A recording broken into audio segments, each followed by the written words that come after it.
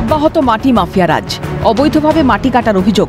মুর্শিদাবাদের ডোমকলের ধুলাউড়ি উত্তরপাড়া কলোনির বাসিন্দা লালু সর্দারের বাড়ির পেছন থেকে দিনের পর দিন অবৈধভাবে মাটি কাটার অভিযোগ মাটি মাফিয়াদের বিরুদ্ধে। ফলে যে কোনো মুহূর্তেই ভেঙে পড়বে সেই বাড়ি। ঘটনায় ডোমকল বিএলআরও অফিসে অভিযোগ দায়ের করেন তিনি। অভিযোগ জানানোয় হুমকি দেওয়া হয়েছে বলেও অভিযোগ উঠছে। এখানে মাটি কাটছে, আমরা বলি যে এখানে মাটি কাটো না, আমাদের এখানে বাড়ি আছে, বাড়ি ঘর আছে।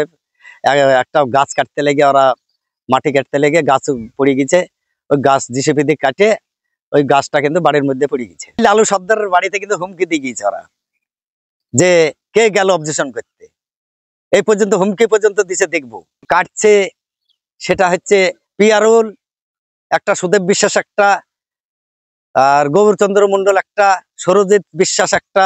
তৃণমূলের সদস্য মাটি কেটেছে দাবি ডোমকল সাব ডিভিশন যুব কংগ্রেস সহসভাপতির। এই মাটিটা অ্যাকচুয়ালি কেটেছে টিএমসির এক মেম্বারের আব্বু, ওনার নাম পিয়ারুল শেখ, পিতার নাম আমজাদ মন্ডল এবং সুদীপ বিশ্বাস, উনি একদিন কর্মী, অঞ্চলের কর্মী, অঞ্চল সভাপতি টাইপের একজন কর্মী, এবং এই মাটিটা ওনাদের ইন্ধনে কাটা হচ্ছে।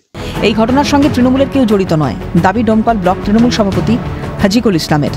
দেখেন, এইসব ব্যাপার আমার জানা নাই, এর জন্য প্রশাসন আছে, প্রশাসনের মতো প্রশাসন ব্যবস্থা নেবে, যে অন্যায় করে তার শাস্তি হবে।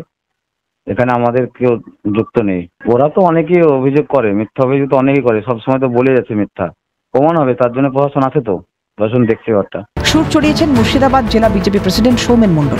যত অবৈধ কাজ এখানে হয় পুলিশের প্রচ্ছন্ন মদতে তৃণমূল কংগ্রেসের যারা নেতাকর্মী তারা এখান থেকে টাকা ইনকাম করে, আর কিছুটা ভাগ পুলিশ প্রশাসন নেয়, আর বাকি তৃণমূলের নেতাকর্মীরা লুটে পুটে খায়।